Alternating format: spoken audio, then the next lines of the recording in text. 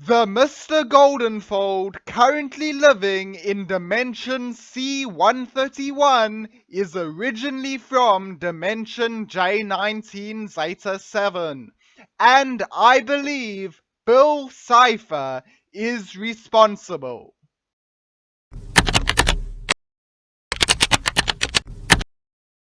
Sup bros, Quote Rebooted here. Been a while since I made a YouTube video. Let's see how this goes. I was thinking about Rick and Morty a few days ago, and I thought of the theory that the Mr. Goldenfold, currently living in dimension C-131, is originally from dimension J19ζ7. So I googled it, and there was one Reddit post talking about the possibility, which I will link in the description, and nothing else.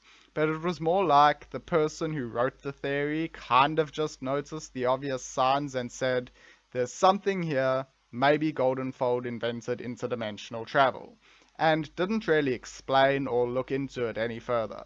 So that's what I'm gonna do today. Cause let me tell you, this man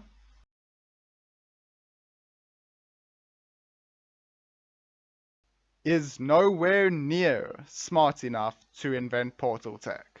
At least not on his own.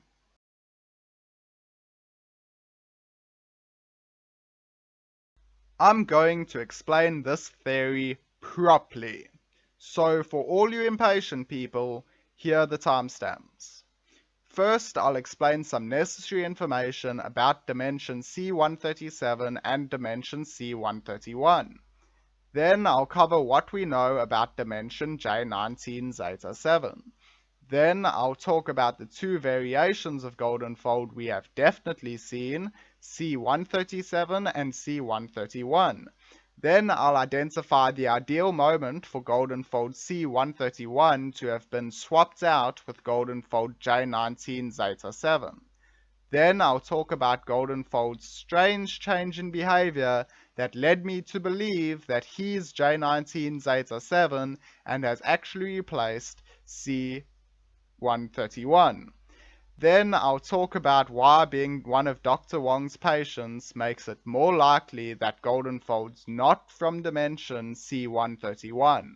Then I'll talk about the convenience of replacing Goldenfold C-131 with specifically Goldenfold J19ζ7 and not a Goldenfold from one of the other dimensions in the central finite curve.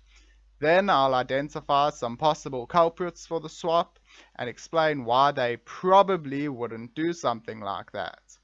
Then I'll talk about why Bill Cipher is a possible culprit for the swap. Then I'll talk about why Bill Cipher is a probable culprit for the swap. Then I'll explain why Bill would target specifically dimension C-131, the dimension where Rick C-137 lives. Then I'll explain why Bill would swap specifically Goldenfold. Then I'll talk about the portion of Bill's plan we've seen. Then I'll talk about why incorporating Bill Cipher at this point in the series makes sense from a story writing standpoint. And finally, I'll offer my best guess as to what the next steps of Bill's plan are. Alright, let's start. By the way, spoiler warning for Rick and Morty seasons 1 through 5 and Gravity Falls seasons 1 and 2.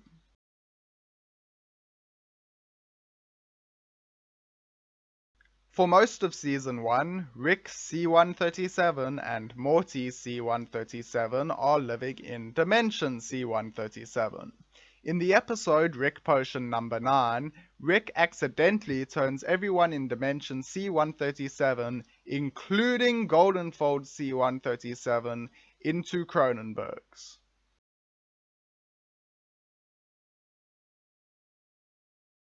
This forces Rick C-137 and Morty C-137 to relocate to Dimension C-131. Dimension C-131 is identical to Dimension C-137. Only in this new dimension, Rick C-131 was able to reverse turning everyone into Cronenbergs and dies along with Morty C-131 shortly after.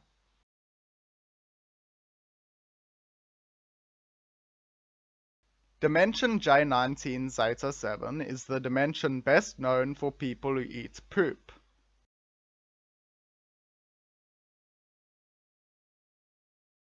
In this dimension, people are generally complete polar opposites of their dimension C-137 counterparts. It is the home to characters such as Doofus Rick, as seen in the episode Close Encounters of the Rick Kind, a kinder and less confident Rick than C-137, and Doofus Jerry, as seen in the Rick and Morty comics, an evil and far more successful Jerry than either C-137 or C-131.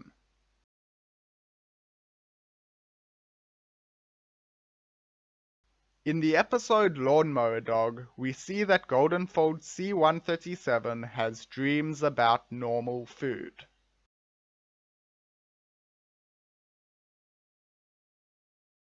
And is happy to fight if confronted.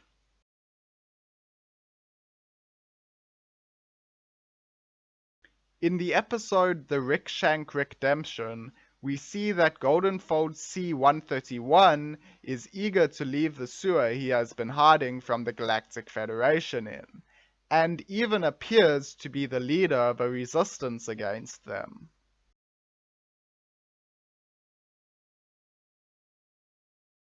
If you take into account the way both of these Goldenfolds talk and act in their everyday lives,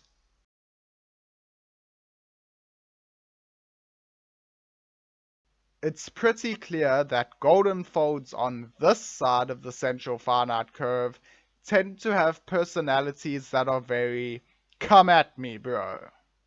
And I think it's safe to say that neither Goldenfold C-137 nor Goldenfold C-131 eat poop.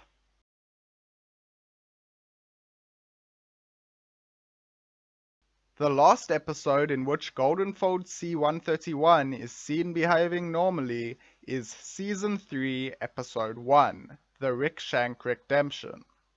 The next episode in which Goldenfold appears is Season 3, Episode 3, Pickle Rick. And between these two episodes, something unusual takes place. In Season 3, Episode 2, Rick Mancing the Stone, Rick C-137, Morty C-137, and Summer C-131 go on an adventure to a post-apocalyptic wasteland dimension.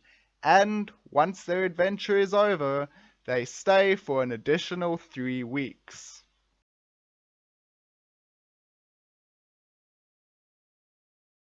This is quite possibly the longest time Rick C-137 has been outside Dimension C-131 since he arrived in it, creating the possibility for interference in Dimension C-131 by others with access to interdimensional travel, without Rick C-137's knowledge of it.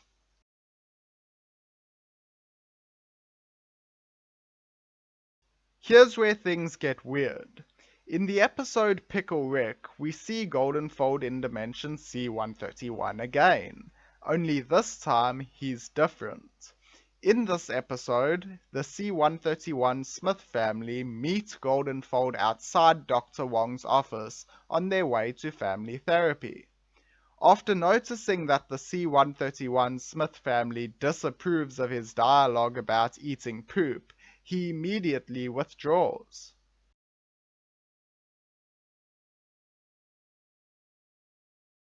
In this episode, Goldenfold's personality has changed from strong and confident to avoidant and submissive, his complete polar opposite. And he started eating poop? But it doesn't stop there. In the episode Rest and Relaxation, a detoxified Morty C-137 makes a joke in class in which he basically calls Goldenfold boring. Instead of getting angered, as we would expect, he takes the joke in his stride.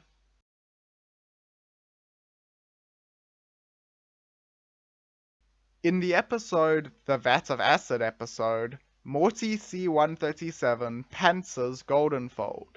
Again, instead of getting angered, as we would expect, he acts embarrassed and ashamed.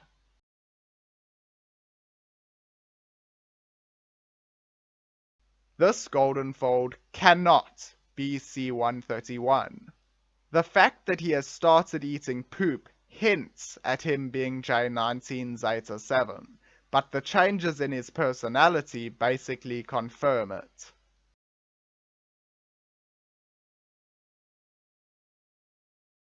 In the episode Pickle Rick, we learn that both the C-131 Smith family and Goldenfold are patients of Dr. Wong.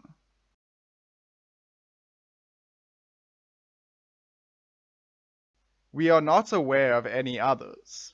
The C-131 Smith family have obviously changed drastically from the impact that interdimensional travel has had on their lives, and Dr. Wong is able to provide support in their unique situation. It makes sense that the only other known patient of Dr. Wong is the man suspected of changing dimensions, Goldenfold.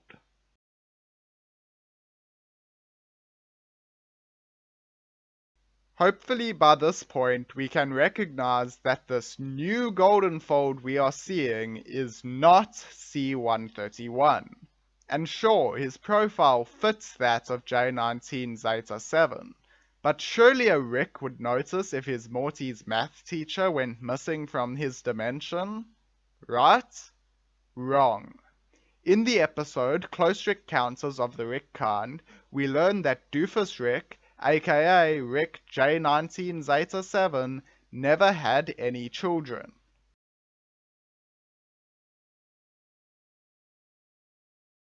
Therefore, Morty never existed in dimension J19ζ7. In this episode, we also learn that Doofus Rick was assigned Eric Stoltz's Mask Morty by the Citadel of Ricks.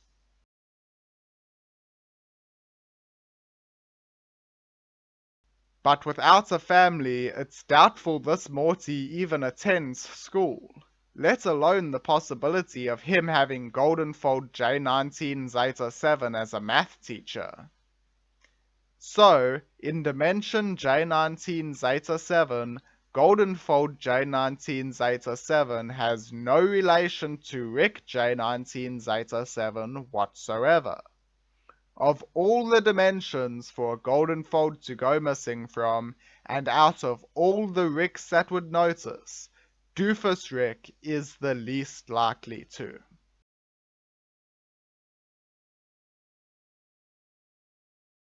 For Goldenfold C-131 to have been replaced by Goldenfold J19ζ7 in dimension C-131, it would require the culprit to have access to interdimensional portal technology. The only known users of portal tech in Rick and Morty are other Ricks and Mortys and Evil Morty. Pretty much every Rick and Morty in the central finite curve know not to mess with Rick C-137. After all, the Rickest Rick is a non-threat when left alone and a massive problem when not.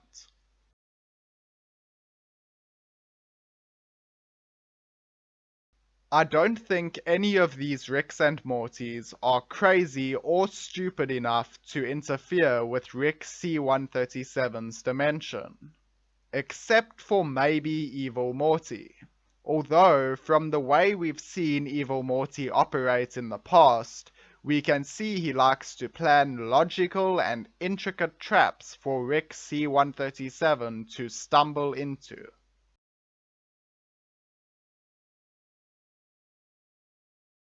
Changing such a random thing in dimension C-131 seems way too illogical and offensive of a maneuver for Evil Morty. Not even mentioning around the time of the swap, Evil Morty would have had his hands full with his mayoral campaign in the Citadel of Ricks.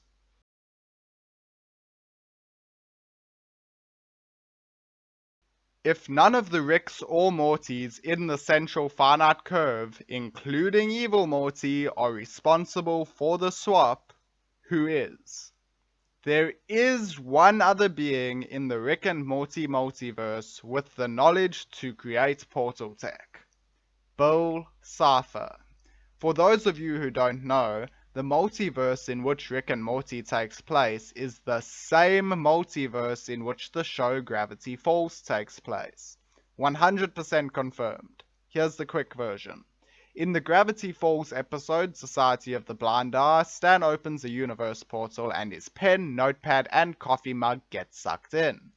In the Rick and Morty episode, Close Encounters of the Rick Kind, we see the same pen, notepad, and coffee mug fall out of one of Rick C-137's portals. Cool? Cool. There's just one problem. In the Gravity Falls episode, Weirdmageddon 3, Take Back the Falls, we see Bill die when Ford uses the memory gun to erase Stan's memory while Bill is still inside his mind.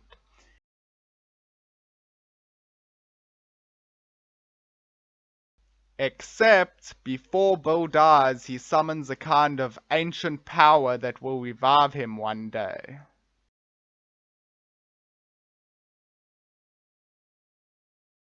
So, Bill Cipher is an alive character in the Rick and Morty multiverse who has access to portal tech. And since we've ruled out the other possible culprits, this makes Bill our main one.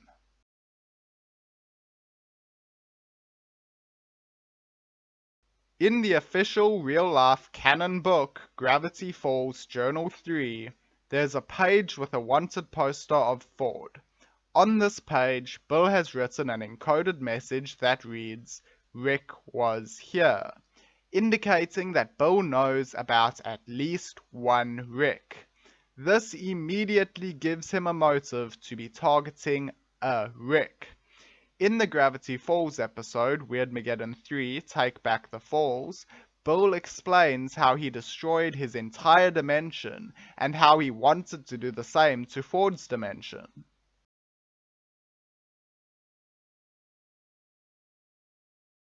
The only reason Bill hasn't completely destroyed the multiverse yet is because of how much trouble it is for a being with no physical form to successfully change dimensions.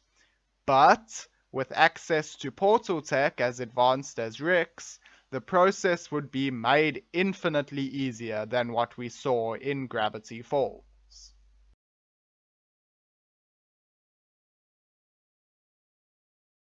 While there are definitely easier Ricks to target than Rick C-137, this comes back to the whole non-threat when left alone thing.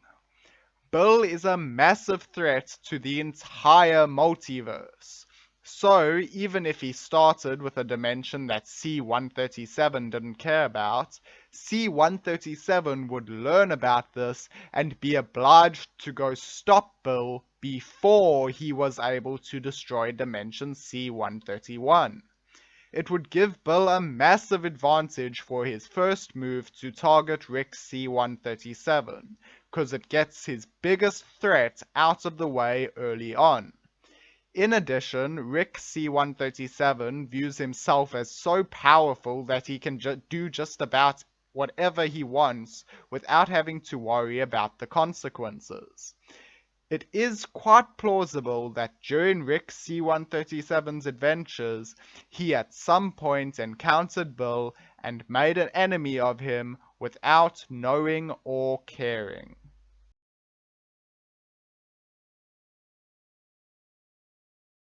From watching Gravity Falls, we can see that Bill's plans are generally really weird, involve small details that no one would even notice until it's too late, and rely heavily on manipulation and making deals.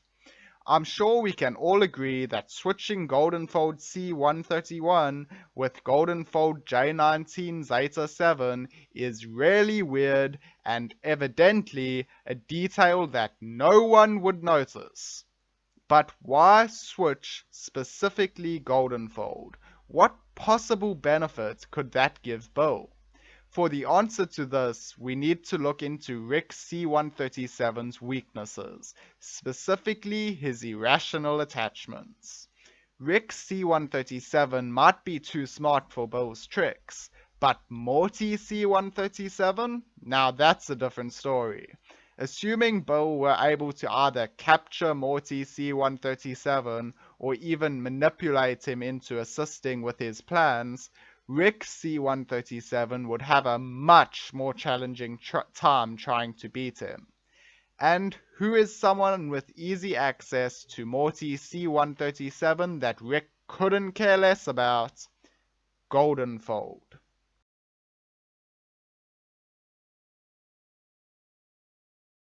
Now we know why Bill would target Rick C-137. We know that his first move was to switch Goldenfold C-131 with Goldenfold J19ζ7. And we know how that would eventually impact Rick C-137. Now for the conclusion. What has happened here up until this point? Honestly, when you consider the fact that there are not only infinite Goldenfolds, but infinite every other character too, there are so many different possibilities. But here's the one I view as most likely. Bill attempted to make a deal with Goldenfold C-131, but for whatever reason, he refused. So instead, Bill made a deal with Goldenfold J19ζ7, who accepted. Then Bill swapped out Goldenfold C-131 with Goldenfold J19ζ7. Now that his puppet is in place, his plan can start.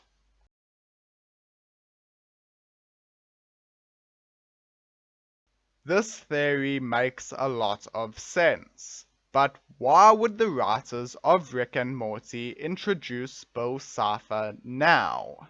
Pretty much everything I've covered so far takes us up to the end of Rick and Morty Season 4.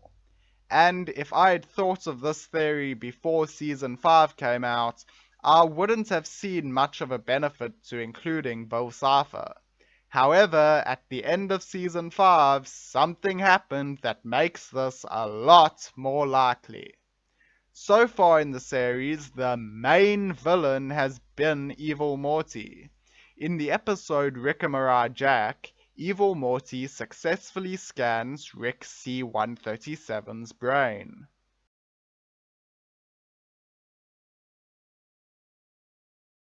And leaves the central finite curve.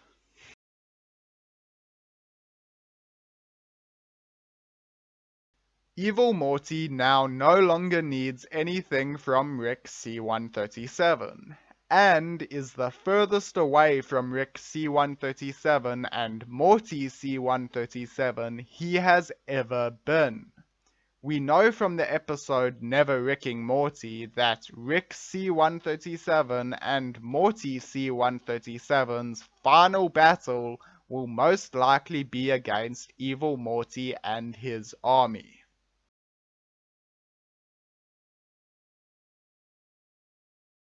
But Evil Morty doesn't have an army yet, so he'll most likely spend his time across the next few seasons assembling one off camera. I don't really see Evil Morty coming back anytime soon. That leaves the show with an opening for a main villain, and who better than Bill Cipher? Fans have been speculating a Rick and Morty Gravity Falls crossover for a while, and from a storytelling standpoint, now is the perfect time to do it.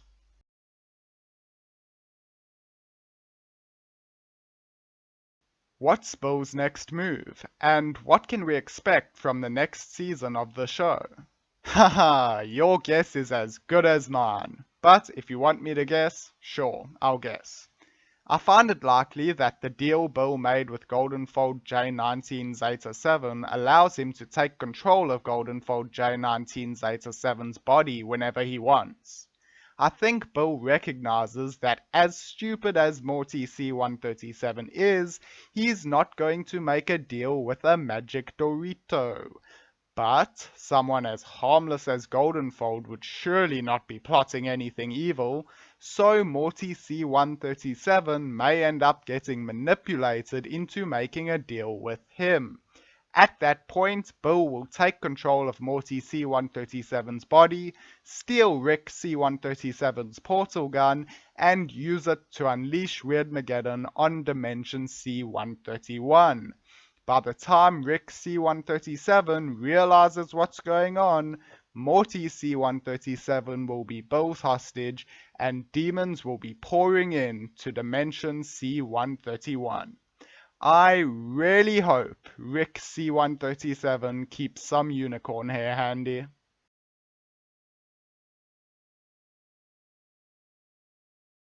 And that's it. That's the theory. I gotta say, even if my speculation about what's to come in the series and Bill Cipher being responsible for swapping Goldenfold C-131 with Goldenfold J19ζ7 is wrong, I think the evidence that they've swapped is pretty undeniable. But how funny would it be if a character as useless as Mr. Goldenfold, combined with such throwaway dialogue as